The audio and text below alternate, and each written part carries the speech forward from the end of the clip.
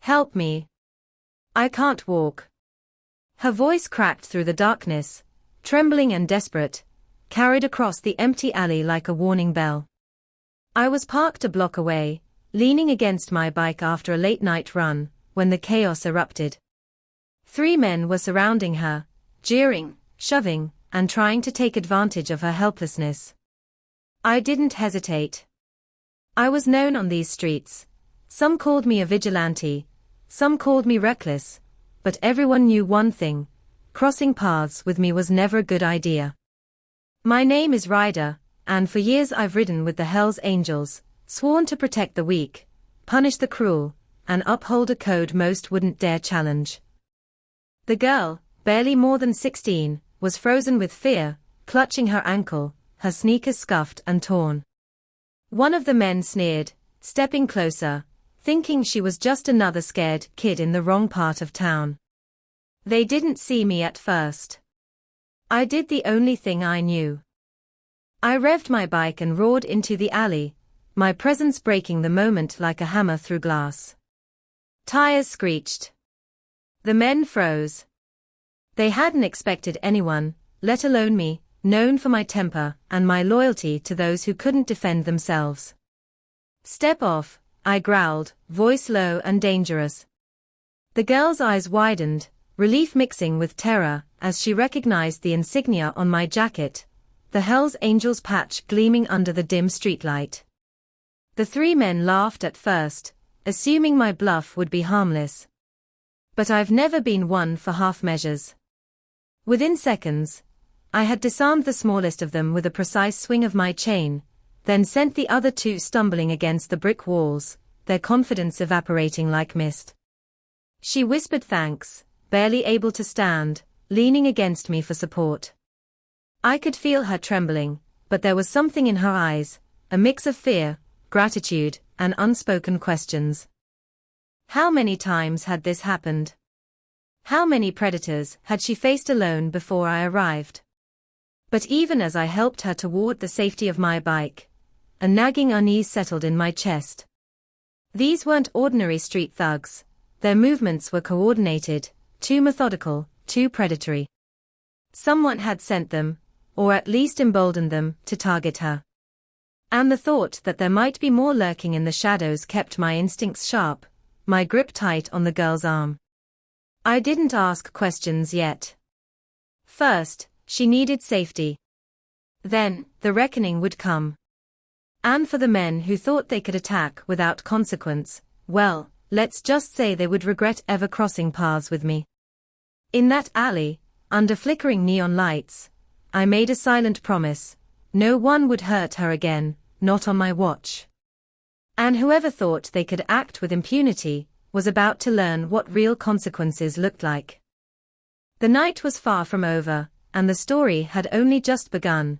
The adrenaline from the alley still coursed through my veins, but even as I guided her to safety, a nagging unease settled in.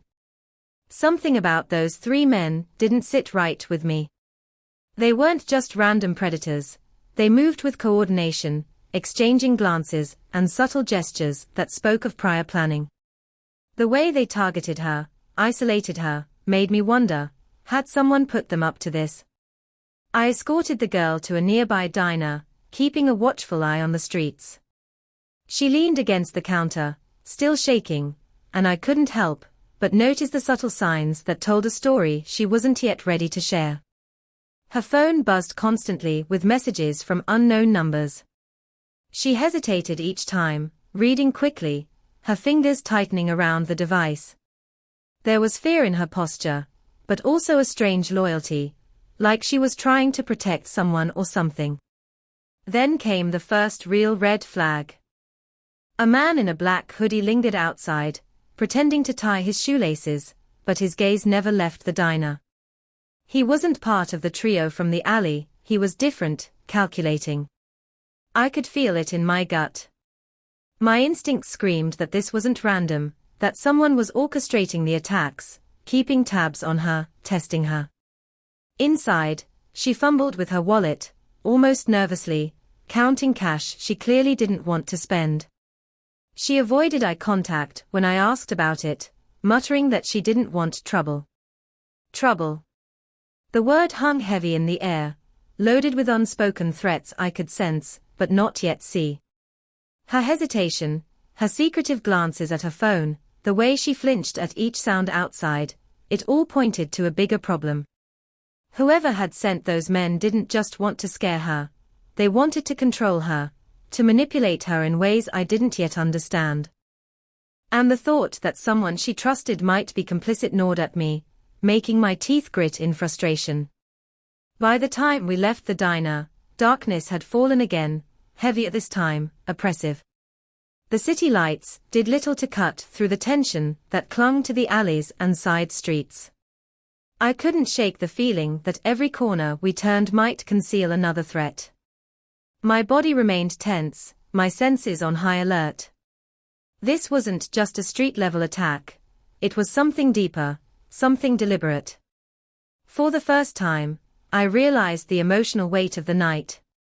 Protecting someone meant more than just muscle and bravado. It required trust, vigilance, and the constant assessment of danger. And if someone close to her was feeding this danger, someone she believed she could rely on, the betrayal would cut even deeper. I tightened my grip on her arm as we moved toward the safer streets, a silent promise burning in my chest. I wouldn't let this happen again. Whoever was behind this, and whoever they trusted, would soon find out that crossing us came with consequences they hadn't imagined. But even as I plotted my next steps, a shadow of doubt lingered.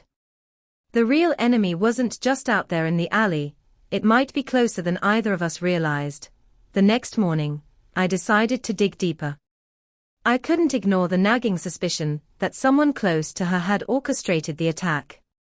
The thought made my stomach twist with anger, but I knew I needed facts, not assumptions. I started with her phone. At first, she protested, her voice shaking, but I gently explained it wasn't about prying, it was about safety. As I scrolled through her messages, my blood ran cold. There it was, texts from someone she trusted, someone she believed had her back, arranging details about the alley, the timing, even the exact route she would take. The betrayal wasn't abstract anymore. It was written in black and white, impossible to ignore. Her expression crumpled when she saw me reading, and I could see the heartbreak mirrored in her eyes. She whispered, barely audible, I thought I could trust them. The truth hit me like a hammer. The attackers weren't random. They had been paid, directed, and emboldened by someone she considered family, or at least a guardian figure. The person she confided in, relied on, even shared her daily life with, had set this trap. Their motive? Control, greed, and a sickening sense of entitlement. I felt a mix of disbelief and fury. How could someone betray a child like this? Someone who knew her vulnerabilities and exploited them for personal gain. My hands shook, my jaw tightened, and I had to pace the small apartment we'd taken refuge in. Every instinct screamed for immediate action, but my brain forced me to slow down. Rage without a plan would only make matters worse. She collapsed into a chair, sobbing quietly, guilt and shame etched into her young face. I should have seen it, she whispered. I trusted them. I cut her off gently. This is not your fault. None of it. They made choices. They are the ones who will pay. My voice was steady, but inside, a storm of anger churned. I had protected her from street predators, but this betrayal was far more insidious. It was premeditated, personal, and calculated. My mind raced. Legal action. Public exposure. Or maybe a more direct lesson, the kind that could ensure they would never manipulate another person again. The thought of confronting them, face to face, letting them feel the weight of their own cruelty, made my pulse quicken. But first, I had to prepare. Evidence, witnesses, timing, all of it had to be perfect. I couldn't allow anger to cloud strategy. And yet, beneath the calm, a fire had ignited. A fire that promised that whoever orchestrated this attack would regret ever underestimating the girl they tried to exploit, and the Hell's Angel who would stand by her side. By the time the evening lights flickered on outside, I had made a silent vow: this betrayal would not go unanswered. Justice wasn't just coming, it was inevitable. And the reckoning would be devastating. The apartment felt smaller than ever that night, heavy with the weight of betrayal and fear. She sat curled in a corner, hugging her knees, while I stared at the wall, replaying every message, every manipulated moment, every cruel detail I had uncovered. The people she trusted had set her up. They had orchestrated terror in the dark. And for a fleeting moment, I allowed the anger to consume me. But then something shifted. Anger alone wouldn't protect her. It wouldn't correct the injustice or punish the guilty. Anger without direction was chaos. I realized I needed strategy, patience, and precision. I had spent years with the Hell's Angels, learning that loyalty and strength were more than fists and intimidation. They were about planning, foresight, and timing. That's when it hit me: the attackers were expendable.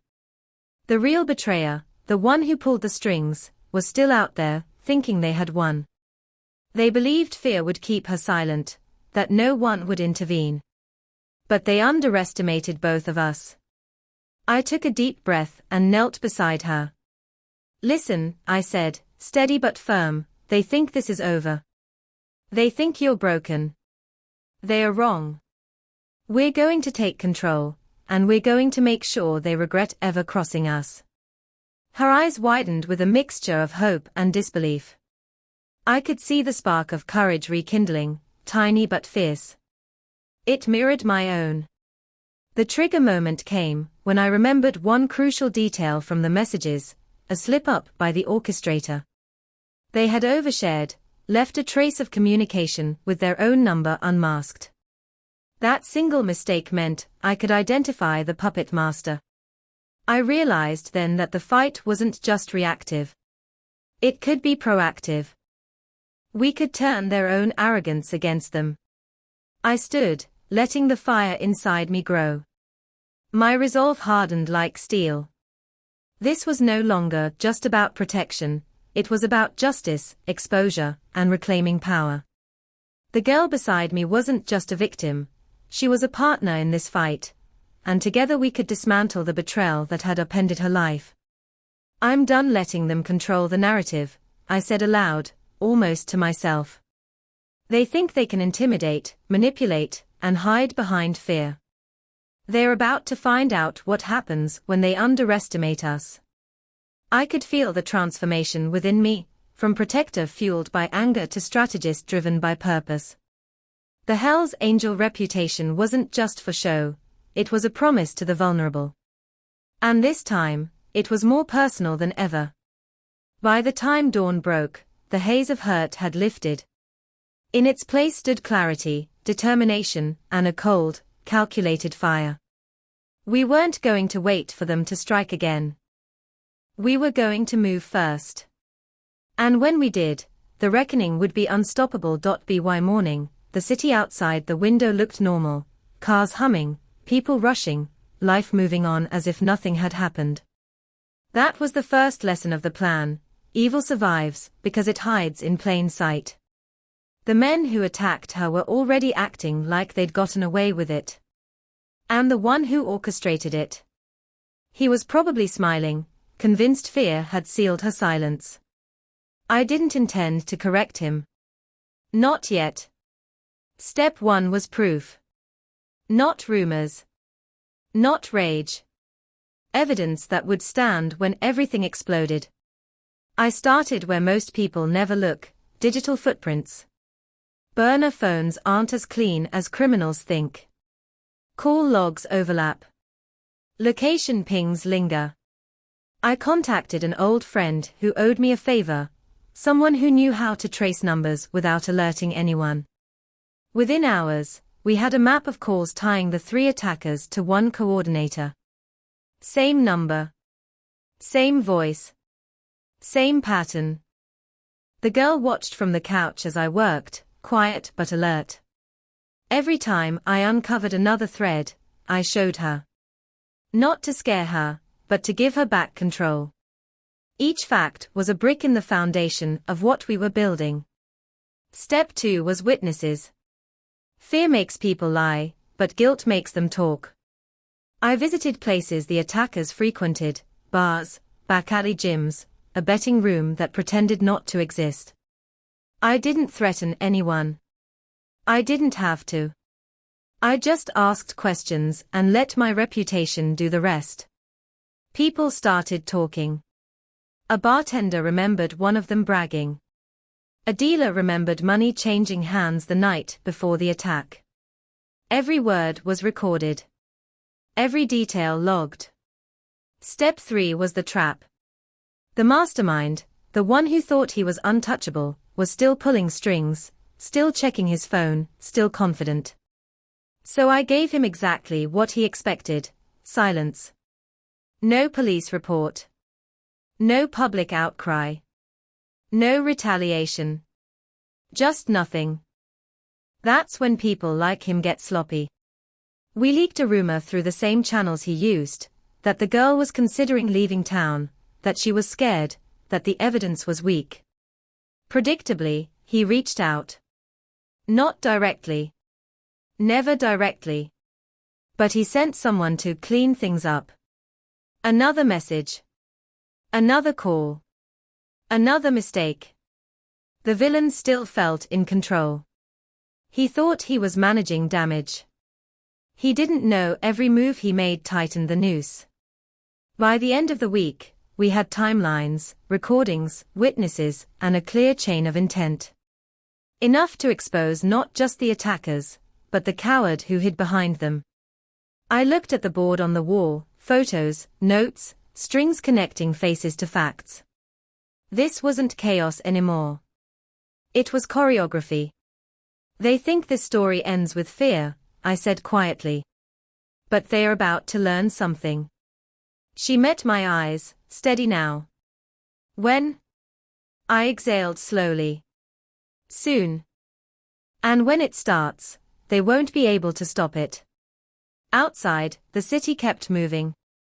Inside, the countdown had begun. The courtroom smelled like polished wood and bad decisions. They walked in first, the 3 men, shoulders squared, eyes darting, confidence stitched together with denial. Behind them, in a tailored suit that screamed money without class, came the one who thought he was invisible. The coordinator. The man who believed hiring monsters meant he'd never have to show his face. He didn't look at me. He looked past me. That was his mistake. The judge called the case. The prosecutor stood. The defense smirked. And then the screen came down. Exhibit A, call logs. A neat cascade of timestamps and numbers bloomed on the wall. The same number, his number, pinging all 3 attackers in the hours before the assault, then again after. The murmurs started. The coordinator shifted in his chair. Exhibit B, location data. Pins dropped on a map, bars, alleyways, the stretch of road where she fell and begged, "Help me, I can't walk." The jury leaned forward. One of the attackers swallowed hard. Exhibit C, audio. The room went still as the recording played, his voice, unmistakable, oily with confidence. "Scare her. Make sure she doesn't talk. I'll handle the rest." The defense jumped up. Objection. The judge waved it down. Then came the twist they didn't see coming. A witness stood. Then another. A bartender. A bookie. A man who'd moved money the night before. Each told the same story from a different angle. Bragging. Payments. Orders. The web tightened until there was nowhere left to breathe. The coordinator finally looked at me. His face had gone gray. Outside the courtroom, cameras waited like sharks. When the verdict came, guilty on all counts, it hit like thunder. The three men broke. One cried. One cursed. One just stared at the floor as if it might open and swallow him whole. But the real collapse came after. The press dug. Accounts froze. Shell companies cracked open. Investors ran. His name, once whispered with fear, was now shouted with disgust. His family disowned him on live television. Sponsors vanished. Friends denied knowing him. By nightfall, his empire wasn't just exposed, it was rubble. He passed me in the hallway, escorted, defeated. "You didn't have to ruin me," he hissed. I met his eyes. "You did that when you thought silence was for sale." Outside, the girl stood in the sunlight, stronger than the men who tried to erase her. The crowd saw her, not as a victim, but as the reason monsters finally fell. This wasn't revenge with fists. This was justice with receipts. And the world watched every second of it. The city felt different that morning, cleaner somehow, like the shadows had been swept away. The man who thought he could manipulate, intimidate, and control, the one who had sent others to harm the girl, was exposed, humiliated, and stripped of every ounce of influence he had hoarded. His empire crumbled, his alliances dissolved, and the arrogance that once made him untouchable had become the thing that destroyed him. She walked beside me, lighter than she had been in weeks. No longer trembling at every sound, no longer shrinking under the weight of fear. In her eyes, I saw not just relief, but a newfound strength, one that only comes when someone survives betrayal and emerges unbroken. She had been a victim, yes, but now she was a survivor, and the world would never look at her the same way again.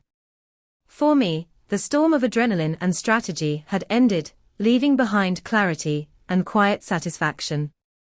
Justice had been served not with brutality alone, but with careful planning, patience, and the relentless pursuit of truth. The people who underestimated us had paid the price, and the lesson they learned was one they would carry forever. The media buzzed, social feeds erupted, and the story went viral, capturing hearts, anger, and awe. Viewers everywhere watched as the coward who orchestrated harm was reduced to nothing more than a cautionary tale. The narrative wasn't about revenge for its own sake. It was about reclaiming control, exposing lies, and ensuring the vulnerable could see that betrayal doesn't have to be the end. I turned to the girl, smiling faintly. "You're safe now. They can't touch you, not ever again." She nodded, gripping my arm. "And you?" I shrugged, letting the weight of the night settle. "I've done what had to be done. I walk away knowing the truth is on our side. That's enough." To anyone watching this story, have you ever faced someone you trusted turning against you? Have you felt powerless, manipulated, or betrayed by someone close? Share your story in the comments. Your experience matters, and you're not alone. And if you want to see more stories where justice finds its mark and the underdog rises, hit that subscribe button. Because here's the truth, the poetic justice of life is rarely subtle. Those who abuse power and manipulate the innocent may feel untouchable, until the very system they exploit turns against them. And in this case, the whisper of truth became a roar. Those who prey on the weak often forget that courage, patience, and justice are never on loan, they are earned and they always come due. The sun rose higher, the streets moved again, but one thing remained certain. Some betrayals might wound, but some victories last forever.